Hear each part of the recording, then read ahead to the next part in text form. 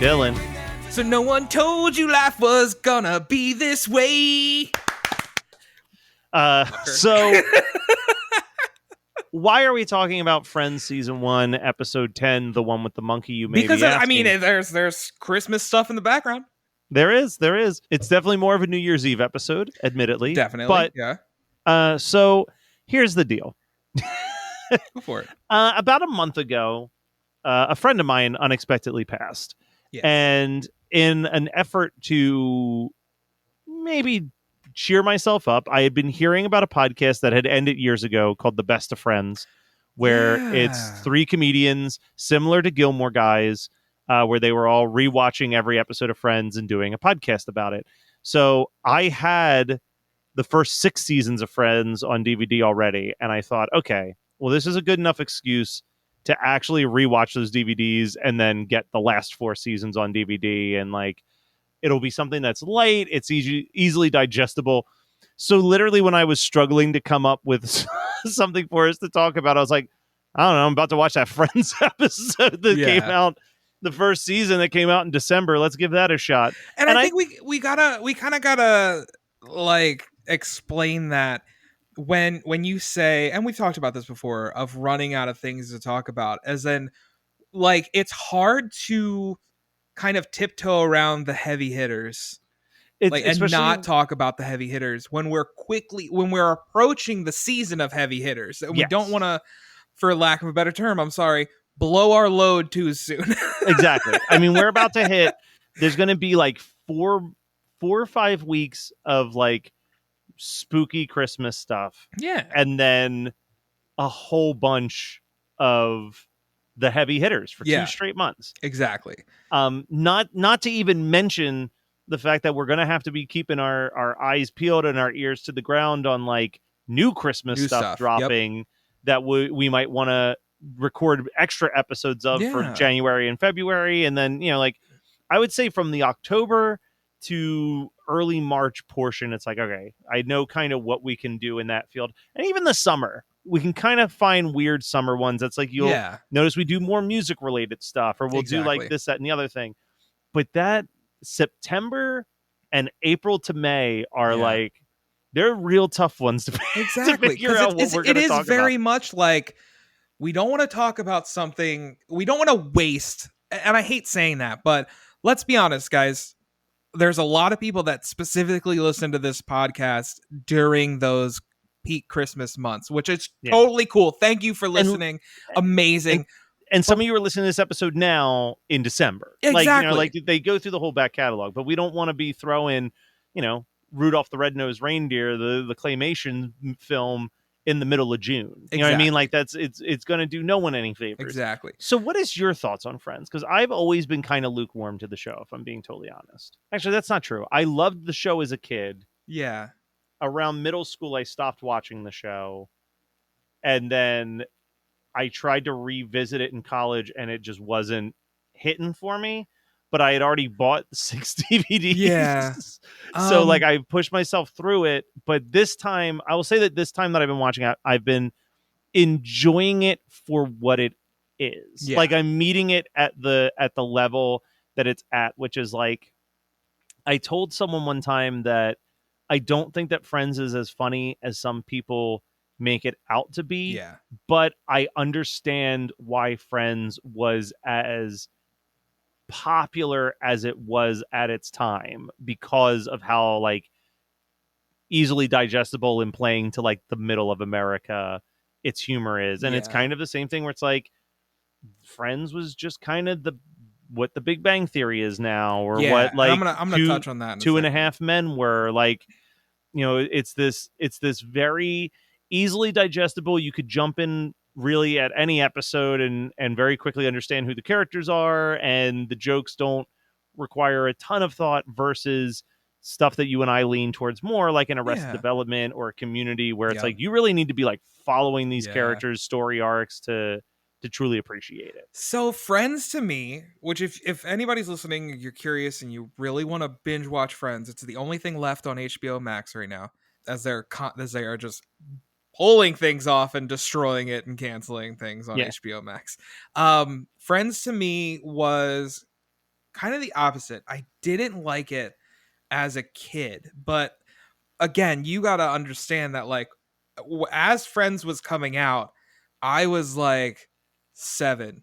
Like Yeah. I was 7, I was 8, gonna say, 9, I'm 10 pretty sure years old. last season aired when I was getting ready for college in 2004. Yeah, so I would So have been you would have been 12. in middle school or Yeah. something. Yeah. So Friends was up there as a kid as the same as like Seinfeld. Like I'm like, fuck, I don't want to fucking watch this shit. Like these are the shows coming on at 6, 7, 8 o'clock at night. My ass. This just signals that I'm going to bed and I have to get up for school tomorrow. Like Gotcha. that's it. So I didn't like it. I didn't hate it. It just wasn't something I watched. And then I watched a little bit of it. I actually watched a decent chunk of it with an ex of mine, and I ended up liking it fine. And then I hadn't seen anything involving Friends for 5, 6, 7 years, and until you were like, "Hey, watch this." Um, and I'm gonna be honest. There's the best way I can describe Friends is Friends is a warm blanket. Yep. That's my thing with Friends and with Big Bang. Like I have I have friends. Like I really don't want to use it. I have friends who will sit there and be like, "Fucking Big Bang Theory. That show sucks. Have you ever seen the YouTube video where they take out the laughter track?" And I'm like, "Well, yeah. I don't think they made it for us. No. It's not a show for us, but it I is a show I enjoy. could totally throw on Yeah, and I enjoy Friends more than I would enjoy Big Bang Theory for sure, yeah. or Two and a Half Men. But I think Big Bang Theory falls into a different category also because I don't know about you, but I was going to hate Big Bang Theory before I had watched a single frame of it Yeah. because so many people were like, "Oh my god, there's this show, you're gonna love it. They're Yeah. nerdy like Because you." you're nerdy. Yeah, yeah. Like, exactly. and And that was my thing. And that's kind of how my parents were. They were like, "Yeah, you should watch this show with us because you're into this stuff too." And I'm like, but then you watch it and okay. you're like, the people who are writing this aren't into this stuff. Exactly. Like exactly. and it shows in like every line of dialogue. Whereas Friends, I don't have to worry about that because it's not about something that I Yeah. care about. So I the fact that did they don't know what they're talking about doesn't bother me Yeah. as much. I did realize like once again as I was watching this that like God, laugh tracks do not age well. Like I No. just like they're just such a product of their time. And it's crazy the things that they put laugh tracks on that I'm like, that wasn't funny. Like, Yeah. Oh god, why are we it's really laughing bad. at this? So let's go through a little bit of the episode. I do think Yeah. it's worth noting that this was voted the #1 best Friends Christmas episode by a couple different polls, which doesn't say a whole lot because, as we've said, barely even a Christmas episode. Yeah. But it So starts are off. there other ones? I don't remember. There are other ones, as far as I know. I'm only on season 2, so I've still Yeah. got 8 I more wouldn't seasons to mind find going out. back and honestly like not it's not a I don't think it's a binge show. It's a background show. Like I think Yes. I could like throw it on and be doing other things and just pop my head up and be like, okay, cool. Watching it with a podcast is the perfect way to watch it because they do 2 Yeah. episodes an episode. Like their podcast episode covers 2 episodes of Friends. Yeah, So it's like I am only on the hook to pay attention for 45 minutes yeah, and then I can just go about my day and then listen to their hour discussion of those 45 minutes. And then the next day I'll watch 2 more episodes. Like, because you're right, it's not a binge-worthy show to me. No. It's not a show where I'm going to sit there and just like not get off my couch and be like, oh man, I can't wait to see what Yeah. happens next. But right out the gate, I mean, if there's any Christmas in this, it's in the first 5 minutes for Yeah. sure because they're fucking stringing popcorn. It starts snowing outside. Ugly naked guys hanging up some like stockings and That's like right. there's like a bunch of different stuff happening. And then one of the most debated things amongst Friends fans, was it a good or bad idea to introduce Marcel, Ross's pet monkey, just 10 episodes into the show? So I would argue that Ross Is the worst? Yeah. is the absolute fucking worst in this entire series. Oh, 1000%. Like he is the most obnoxious. He's he manipulative. is He's he's whiny. yup. He takes every situation and turns it into an 11. Like I could never see myself being friends with someone like that. So here's the problem, though. You're like, I'm Ross. Like No, he is the character that the most people are like when they're like, you know what friend you remind me of from Friends? I don't It's see that. always Ross. I don't see that. I think it's because it's definitely through my family. My Okay. family sees Ross in me more Yeah. than anything. I mean, I guess if the other options are Joey or Chandler, like Yeah, like I'm like in the like grand process scheme of elimination, I these guess. So people. but like What am the I? example they always give is the pivot. Like the scene where Yeah. they're trying to move It's the always the couch and fucking he's pivot, freaking dude. out and screaming pivot. Like that would be me. And that has been me this summer, helping Dude, them every like time I set move up. something, someone has to make a fucking pivot reference. Yeah. Well, it's not just that. I'm not making a pivot reference. I just mean straight up, like my dad has had 3 different projects at their house. Yeah. And I have become Matt the foreman on all of them, where I'm like walking around with the instructions and being like, no, you're screwing that in wrong. Like, and I'm Yeah. like, because I am a bit of a control freak in that sense, because I just don't want to have to do it a second time. Like Yeah. like it's like get it right the first time, I get so that. we don't have to take this shit apart and rebuild it again. So tell me about what is the Marcel controversy? I think it's just that this show, as far as I understand, it's one of those things where it's like this show is supposed to be somewhat grounded in reality, and you're Yeah. bringing in a guy. It's a very jumping the shark moment in So season early. 1. That's what I'm saying. Like that's what people's perspective is it's like, I think, hold on, there was a, let me pull it back up. I just saw a review that said it really well. Entertainment Weekly gave the episode a B. So this is at the time that it came out, and said that the episode introduces a monkey that, and then in quotes, is perhaps Friends' biggest blunder so far. Forcing a comedic mind like David Schwimmer to have to do comedy opposite a simian is absolutely beneath him. That's such a great quote. Yeah.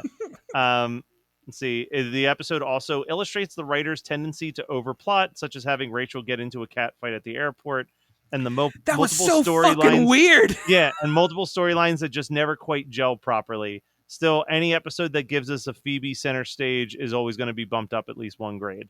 And I agree. The highlight of this episode, and I wrote down the lyrics, is Phoebe's Snowman song. Yeah, Phoebe's Snowman song. It was, I made a man of eyes of coal and a smile so bewitching. How was I supposed to know that my mom was dead in the kitchen?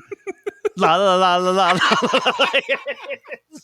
Which I think is extra funny because, Dylan, this was folk punk before you and I knew what folk punk was. You're fucking right, man. I would listen to the shit out of this, man. I would. You throw Harley Poe in the front of that, and I'd be like, this is the greatest Christmas song of all time. Would you guys talk? Yeah. Between that, or you need some, like, witchy vocalist, like, and my mom and dad in the kitchen, like, as they're fucking playing the acoustic. So good, man. I think someone should finish the lyrics to this and absolutely do it as like a straight up song. Yeah, I guess we could. You and I have the skill set to be a folk punk band. 100%, dude, which means we don't need any at all. No, not at all. But you know what's the other really exciting thing in this episode that I always forget about? Hank Azaria. Major guest appearance from Hank Azaria. Not just like shows up with a line. He is the storyline. He is the storyline. But what's insane to me is like I feel like we fast tracked this storyline that I feel like would have had more impact if this relationship had lasted a little bit longer. Like maybe if we could have brought Hank back for like a couple episodes, but this really went from 0 to 100 in the relationship. Again, we fast tracked the relationship from 0 to 100, and then like, oh, I gotta leave, and I'm like, okay. Yeah, a lot of shit is happening over what is supposed to be approximately 2 weeks. You know what I mean? Like if we're assuming, because this aired on December 15th. So if we're assuming that is when this episode starts off and then takes us to New Year's Eve, like that is 16 days. Yep.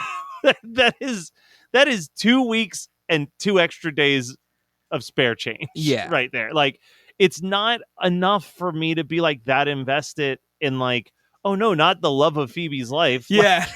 Like, like. If you like music and you like podcasts and you like to laugh and you like to learn, you need to immediately subscribe to One Hit Thunder. Each week on the One Hit Thunder podcast, we dive deep into the story and back catalog of a one-hit wonder band or artist. From there, we have a good, healthy discussion as to whether they brought the one-hit thunder or were nothing more than a one-hit wonder. We have a huge back catalog, and we've done episodes on everything from Don't Worry, Be Happy and the Macarena to King of Wishful Thinking and Cumbersome. I promise you're going to love the show more than Jaquan loved getting tipsy, and even more than Bobby Boris Pickett loved making alternate versions of the Monster Mash. Subscribe to One Hit Thunder wherever you get your podcasts. The other thing that this brings up is an issue that I used to care about a lot more than I should have, which is the New Year's Eve kiss, which I have never had a midnight kiss in my New Year's Eve celebrations.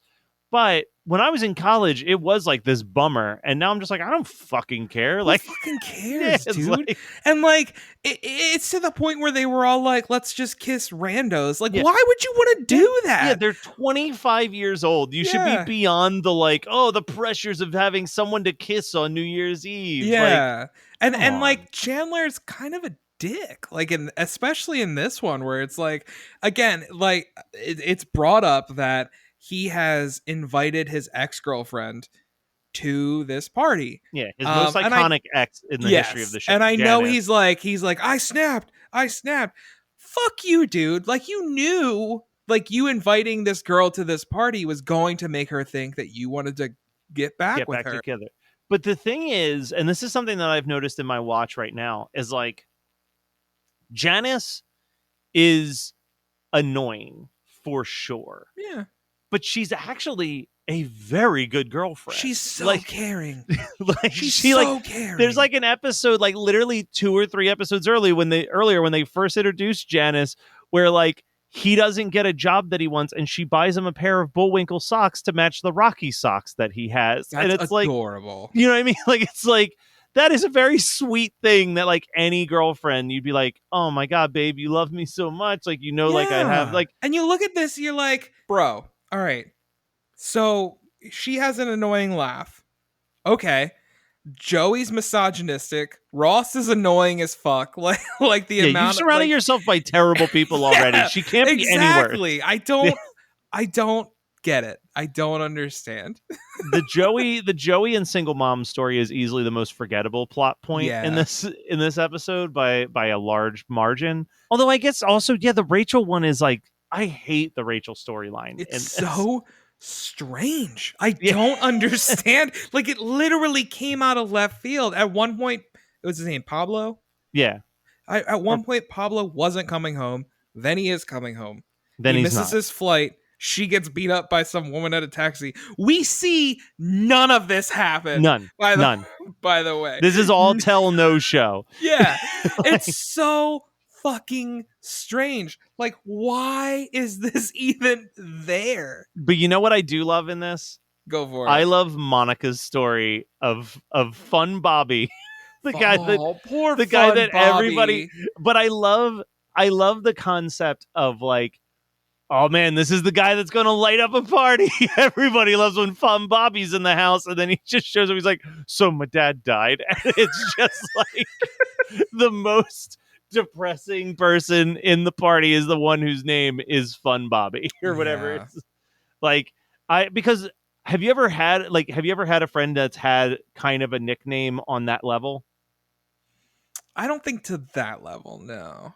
Like, I remember in college, my freshman year of college, there was a guy whose nickname was Sick Dan, because that dude was fucked up. Like, when Dan like showed up and he like leaned into it. Like, that's the thing I love about at that time. It's like, dude is 21 years old. He's got the nickname Sick Dan. So of course he's like writing blog entries about like taking a shit in the middle of an apartment complex parking lot because like he couldn't find a toilet, or like was this like around like the peak Jackass? era. This was 2005. You know what I mean? Definitely. Like, this was Viva La Bam. this was Viva La like Bam that. time. He was like, I remember the very first time that I met Sick Dan, it was on campus, and he gave me a tour of every spot that he had sex on our commuter campus. Like, he's like, there was there. And I was like, this guy's making up shit. And then, like, I won't say that I personally witnessed it, but like, who was having sex with this guy? Yeah. But then I would meet girls who I respected, who absolutely wouldn't say that they had sex with this man if they didn't actually have sex with this man. Yeah. Who were like, oh yeah, me and Sick Dan like had sex in the library basement. I'm like, what? Why? Like, why?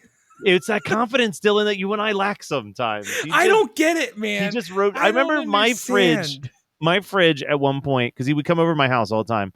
My fridge was filled with stolen sushi from Wegmans. Yeah. Because he would like hold the container in just a way that when he was weighing the container at Wegmans, it like wouldn't register the weight properly and charge him like 15 cents for the thing of sushi, or like, oh no, I think it wasn't even that. He just walked in with a Wegmans bag and then just loaded it up and would just walk out as if it had been paid for with an old receipt for that amount of sushi. Like, listen, I know how this sounds. Like, I'm backing up a little bit. This is not a, like, oh, girls only like the asshole guys. They don't like the nice guys. But the guy would shit in random places. Yeah. And write like, a blog about it. And I don't understand.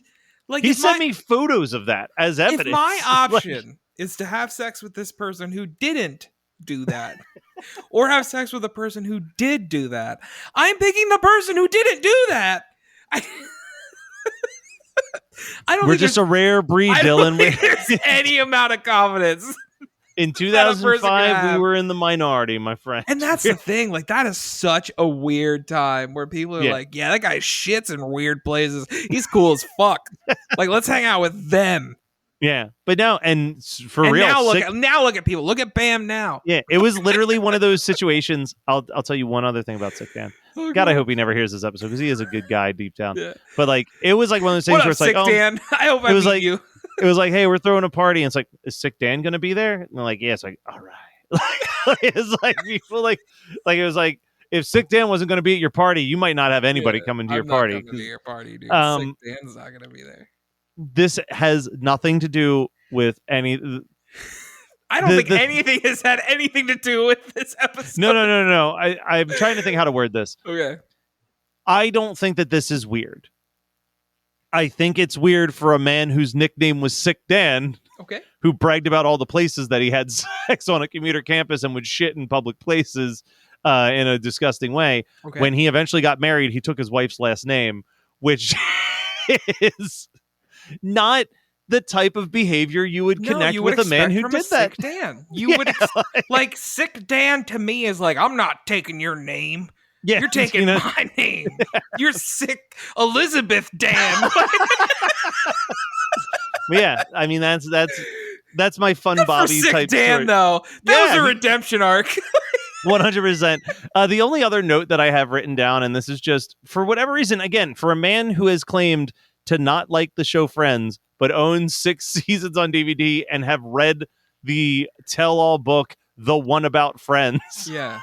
When they cut to the party, Shiny Happy People is playing by REM in the background, which I believe at one point was supposed to be the theme song for the show Friends. Yeah. I think they made the better choice. No, I mean, for sure. The theme song is absolutely iconic, as I kicked the show off with the opening line. Yeah. Friends, again, is definitely a warm blanket show. It's certain episodes. I think there are certain episodes that just piss me off. The We Were on a Break episode. Nothing drives me more up a fucking wall than that. But then, like, I'll tell you what, then there's episodes, like, I just recently watched the one with the prom tape, and I legit teared up at the end of it. I was like, oh my God, that is just beautiful sitcom writing. Like, regardless on if you like or dislike the show, like, that is a very well crafted storyline. And that episode is really brilliant in the sense of that could be your first episode of Friends. And they do such a good job of, like, really establishing where all of the characters are emotionally in the beginning of that episode so that it still works as a payoff whether you watched a season and a half leading up to it or just jumped in on that episode. So it's I was like, wow, this is I can see why people consider it the best episode of the show, because like it is very well crafted. Well, Matt, I appreciate you did the Dylan thing this time, and that is, I really want to talk about this show. How can we talk about this show? Yeah. So I commend you for that. I really enjoyed this episode of Friends. I do have my own issues, but I think my issues more stem from like the things like the laugh track, where that's just all the shows at this point in time. No, like I think the laugh track in general just has not held up well for any show. It sucks because even a show that I think is brilliant, like Seinfeld, is hindered by the laugh track a little bit. Like it doesn't. How do I word this? I said this about binging before, but I'll say it about laugh tracks too. Like laugh tracks have only benefited mediocre content.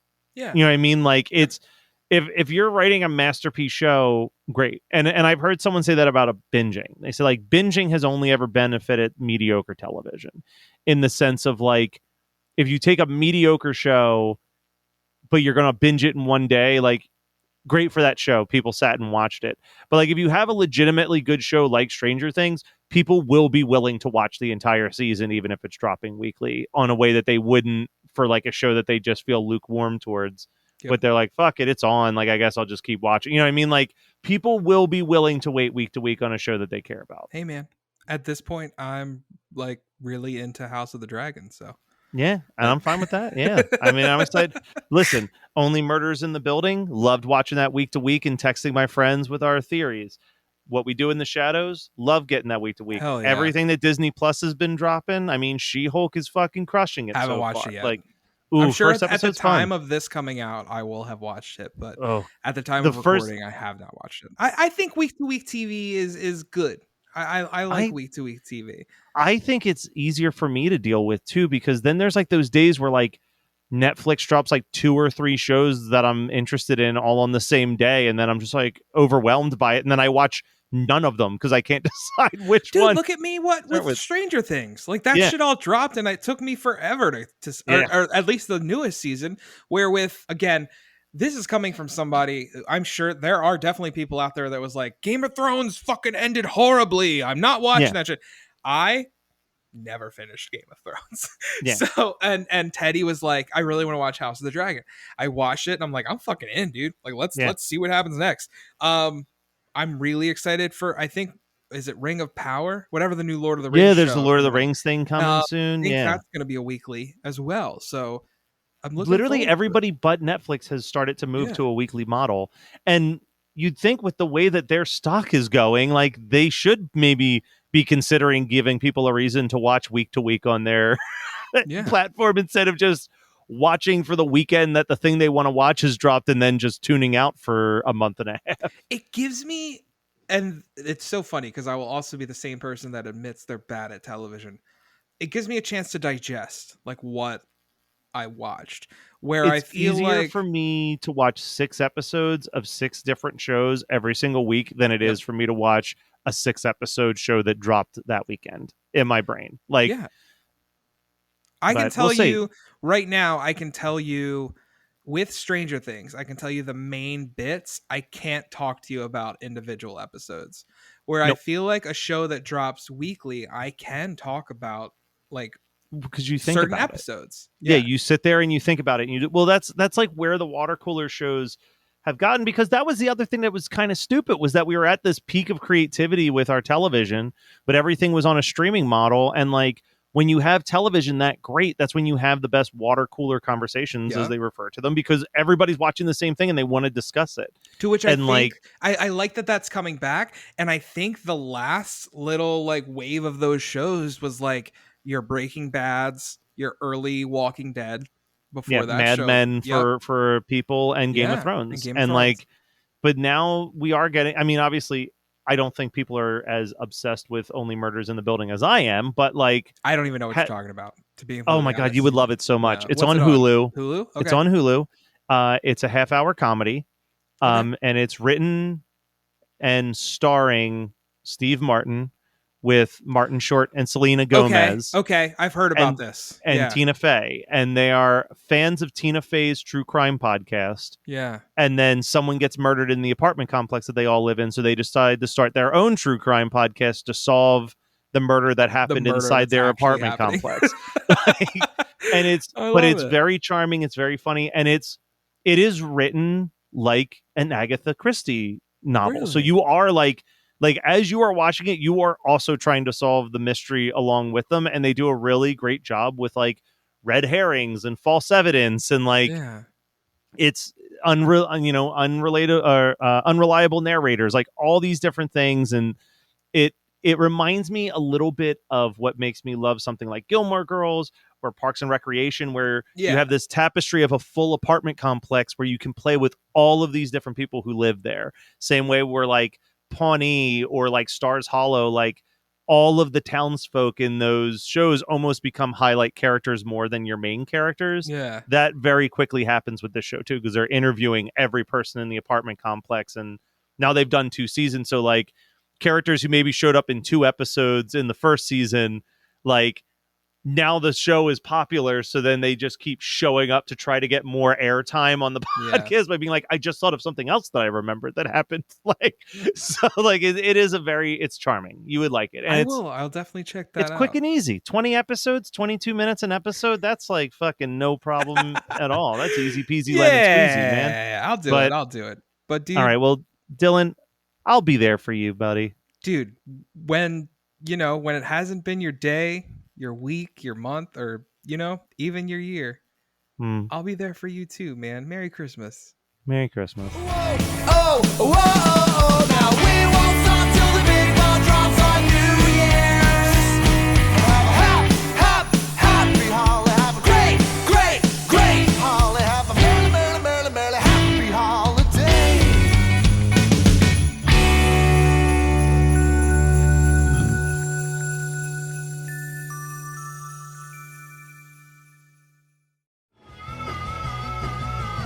You're listening to the Geekscape Network.